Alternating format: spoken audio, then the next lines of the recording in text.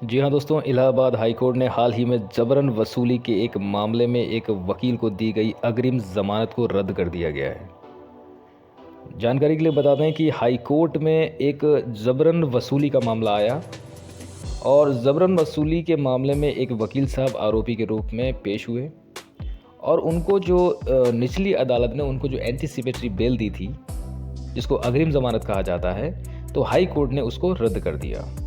Allahabad high court ने ये देखा कि वकील ने अपने आपराधिक इतिहास की जानकारी छिपाई थी। आपराधिक इतिहास क्या होता है? जानकारी के लिए बता दें कि आपराधिक इतिहास जो होता है यानी कि क्रिमिनल हिस्ट्री, जब कभी कोई क्रिमिनल मामला बनता है तो अदालत इस चीज़ को ध्यान में रखती है कि जो आरोपी व्यक्ति हमारे सामने आया है, क्या इसका कोई क्रिमिनल हिस्ट्री है। ख़ास तौर से जब ज़मानत डाली जाती है तो ज़मानत में जब हम अपनी अर्ज़ी लगाते हैं यानी कि एप्लीकेशन देते हैं, तो उसमें इस बात का पॉइंट ज़रूर लिखा जाता है कि जो आरोपी व्यक्ति है यानी कि जो मुजरिम की कैटेगरी में खड़ा करा जा रहा है, इसका कोई भी आपराधिक इतिहास अभी तक नहीं रहा है। एक तरीके से इनोसेंट व्यक्ति के रूप में उसको दर्शाया जाता है। दर्शाया क्या जाता है, एक्चुअली अगर आपराधिक इतिहास नहीं है तो ये लिखना सही रहता है कि इसका कोई आपराधिक इतिहास नहीं है। लेकिन यही चीज़ अगर आपका कोई क्रिमिनल हिस्ट्री रहा है यानी कि आपके ऊपर पहले से कोई आरोप रहे हैं और आपके ऊपर कोई एफआईआर वगैरह दर्ज रही है, किसी भी तरीके का कोई क्रिमिनल केस चला है, तो अगर आप ये पॉइंट उसमें ज़मानत लेते समय डालते हैं कि इस आरोपी व्यक्ति का कोई भी क्रिमिनल हिस्ट्री नहीं है यानी कि आपराधिक इतिहास नहीं है, तो ये कहीं ना कहीं तथ्य छुपाना हो जाता है। कोर्ट के सामने आप क्लीन हैंड से नहीं आए हैं, यानी कि आपने अपने तथ्य को छुपाया है और ये कहीं ना कहीं कोर्ट के सामने एक गलत इंप्रेशन पड़ता है और इस आधार पे आपकी ज़मानत रद्द भी हो जाती है। और वही रीज़न रहा कि इलाहाबाद हाई कोर्ट ने वकील साहब की जो आरोपी के रूप में पेश हुए थे, उनकी अग्रिम ज़मानत किसी बेस पर रद्द कर दी। जस्टिस कृष्ण पहल की पीठ ने कहा कि अग्रिम जमानत देते समय आरोपी के आपराधिक पृष्ठभूमि का सावधानी से मूल्यांकन किया जाना चाहिए, क्योंकि यह जमानत देने के फैसले को प्रभावित करता है।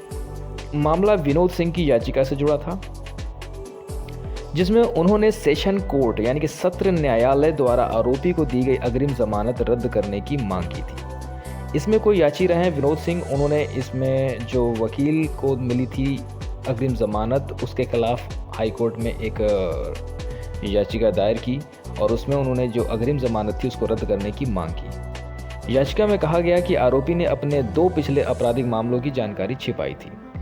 आरोपी व्यक्ति यानी कि जो वकील रहे थे, उनके ऊपर कोई 2 आपराधिक मामले रहे होंगे, 2 कोई केस चले होंगे, तो उन्होंने उन्हीं का जिक्र करते हुए कहा कि इन्होंने अपने 2 पिछले आपराधिक मामलों को छिपा लिया था। आरोपी के वकील ने तर्क दिया कि उन मामलों में क्लोजर रिपोर्ट दायर हो चुकी थी, इसलिए उन्होंने इसका उल्लेख नहीं किया था।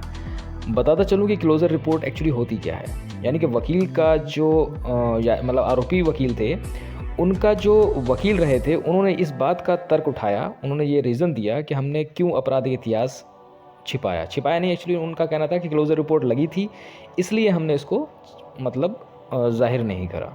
क्लोजर रिपोर्ट का मतलब होता है कि जब कभी कोई थाने में आपके खिलाफ, किसी भी व्यक्ति के खिलाफ आरोप बनता है, यानी कि मामला दर्ज किया जाता है और या कोर्ट के माध्यम से भी कोई मामला अगर बनता है, तो जब जांच यानी कि विवेचना जब पुलिस करती है, तो पुलिस उसमें 2 तरह से रिपोर्ट लगाती है। एक तो चार्जशीट दाखिल करती है और दूसरा जो होता है वो फाइनल रिपोर्ट जिसे कहा जाता है, यानी क्लोजर रिपोर्ट, वो दायर करती है पुलिस कोर्ट के सामने।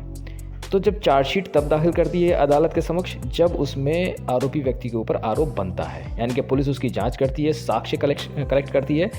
जब साक्ष्य उसके पास पुलिस के पास आ जाते हैं और वो सारी रिपोर्ट बना के पेश करती है अदालत के सामने कि इसमें ये आरोप जो बताए गए थे वो आरोप बन रहे हैं। यानी कि जब मामला आरोप का बनता है तब चार्जशीट दाखिल करती है पुलिस। जब पुलिस को लगता है कि इसमें जो भी आरोप लगाए गए हैं वो सब फर्जी हैं, झूठे हैं, मनगढ़ंत हैं, तो पुलिस जो है उसमें क्लोजर रिपोर्ट यानी कि फाइनल रिपोर्ट लगाकर अदालत के समक्ष पेश कर देती है। तो मामला यहाँ पर ख़त्म नहीं हो जाता है। अगर कोई फाइनल रिपोर्ट लगा दी है तो मामला अदालत के सामने होता है और अदालत उसको डिसाइड करती है कि हाँ मामला ख़त्म करना है या नहीं करना है, वो बात की बात होती है। तो सिर्फ क्लोजर रिपोर्ट लगने भर से ही जो आपराधिक इतिहास था उसको छुपा लिया गया था। यही उन्होंने तर्क दिया कि क्लोजर रिपोर्ट लगी थी इसलिए हमने इसको जाहिर नहीं किया। कोर्ट ने सुप्रीम कोर्ट के फैसले का हवाला देते हुए कहा कि सुप्रीम कोर्ट ने कहा था अपने एक मामले में कि जमानत देते समय आरोपी के आपराधिक इतिहास, अपराध की प्रकृति और उपलब्ध साक्ष्यों पर विचार करना जरूरी होता है। अदालत ने माना कि वकील होने के नाते आरोपी को अपने आपराधिक इतिहास की जानकारी देना अधिक जिम्मेदारी से करना चाहिए था। हाईकोर्ट ने कहा कि अग्रिम जमानत में सख्त शर्तें लगाई जाती हैं ताकि आरोपी गवाहों को प्रभावित ना कर सके या सबूतों के साथ छेड़छाड़ ना करे। आपराधिक पृष्ठभूमि छिपाने के कारण आरोपी को दी गई जमानत रद्द कर दी गई। हालांकि उसे 3 हफ्तों के भीतर संबंधित कोर्ट में आत्मसमर्पण करने और नियमित जमानत के लिए आवेदन करने की अनुमति दी गई। मतलब ये एक तो वो वकील थे, जो आरोपी व्यक्ति था वो वकील थे, तो उन वकील होने के नाते उनके ऊपर जिम्मेदारी ज़्यादा बनती है, कोर्ट ने ऐसा कहा। दूसरी बात यह है कि अग्रिम ज़मानत तो रद्द कर दी। कोर्ट का कहना था कि अग्रिम ज़मानत में सख्त शर्तें लगाई जाती हैं। खासतौर से इसी बात की शर्तें होती हैं कि ऐसा तो नहीं कि आरोपी जो व्यक्ति है वो ज़मानत के बाद गवाहों को छेड़छाड़ करे, यानी गवाहों को प्रभावित करे, जैसे कहा जाता है आम बोलचाल की भाषा में गवाहों को तोड़ लिया, या फिर सबूतों के साथ छेड़छाड़ करे या सबूतों को नष्ट कर दे। तो इन सब चीज़ों का ध्यान रखा जाता है, यही सब शर्तें लगाई जाती हैं और क्रिमिनल हिस्ट्री को बहुत ध्यान से इस चीज़ का खासतौर से ध्यान रखना चाहिए।